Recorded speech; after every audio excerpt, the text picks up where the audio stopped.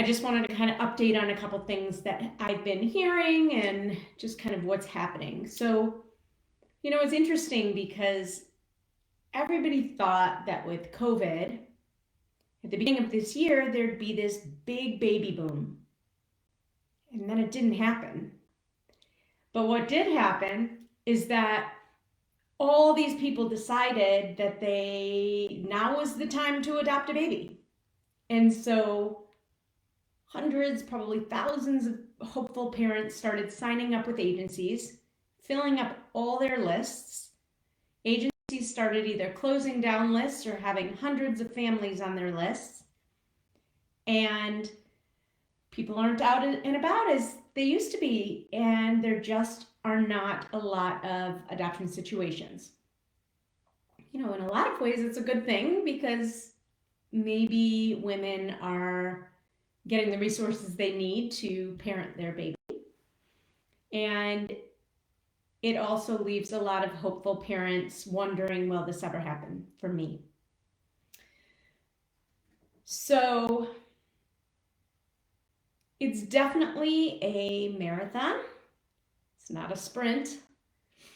And while things may have happened a little quicker in past years, right now it's definitely more of a marathon than ever. And you're in it. You got to get in it, and you got to choose the best strategies for you to put yourself in the best position to match with an expectant mom when and if the right one decides to make an adoption plan.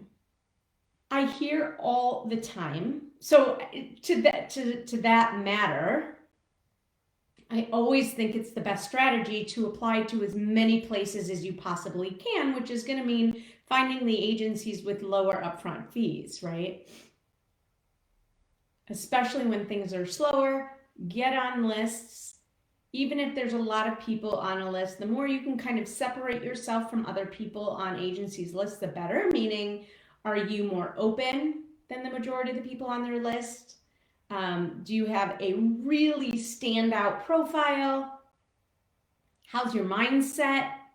So there's so many things that go into it. So there's a lot of preparation that you need to do before you even get to the point of getting on a list. You start with laying the foundation. You don't just build a house.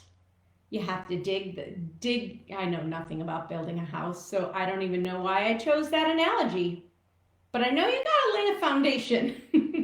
And there's lots of stuff that has to go on before you actually pour that concrete, right? And it's the same with anything big that you're about to begin. Adoption is no different. And there are things that agencies and attorneys want you to know before you step foot or before you get on a phone call with them. I know it's counterintuitive. It makes no sense. Aren't they there to teach you? Well, yes, but they don't really have the time because they're super busy. And most of their focus is with their birth moms. So where does that leave you? That leaves you to go out and try to find your education and connect with people like me or maybe other consultants to figure out what it is that you need to know before you start. Also, I got a question today by somebody who's inside of our Adoption Roadmap Academy who is matched with the birth mom. Super exciting. She matched pretty quickly. And she's frustrated because you're welcome, Aisha. The agency is not communicating with her, is not giving her information, has messed up on a little bit, made some mistakes, isn't giving her as much as she wants to know. And I get it. It's super frustrating. And as a hopeful adoptive parent where you are matched and just waiting, you want to know all the things. And you're not going to. And unfortunately, this is an all too common occurrence.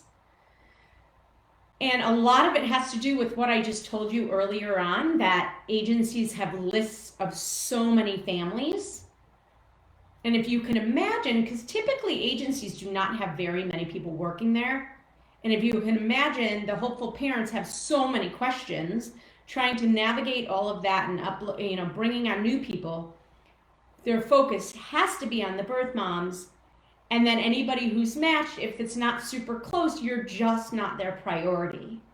when you are, or when things get closer to the birth, things start to change a little bit. But what I would say, and if whoever this pertains to is listening, what I would say for you to do is, once you are matched, ask the agency if you can set up depending on how close she is to pregnancy, to her birth, if you can set up maybe starting with bi-weekly calls, and as it gets closer, weekly calls, so that you don't have to wonder, are they going to get back to me? What's going on?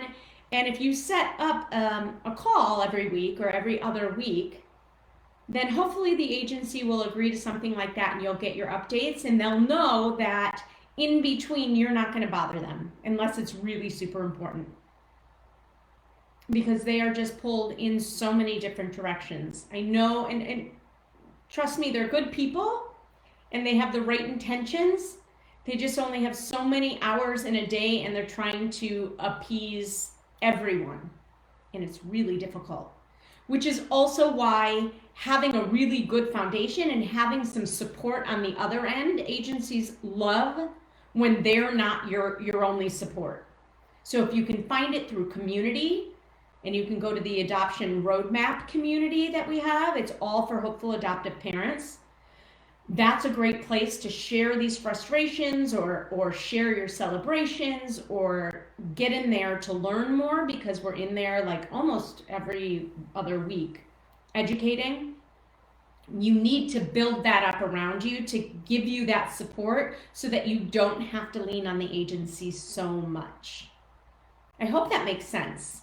Be patient with your agencies. Know that until you are actually the priority for them, you're just not, unfortunately. So build a good team around you to lean on when you need, and to help you navigate this process, and set up appointments after a match if you can. So those are my tips for today. Bye. Have a wonderful weekend.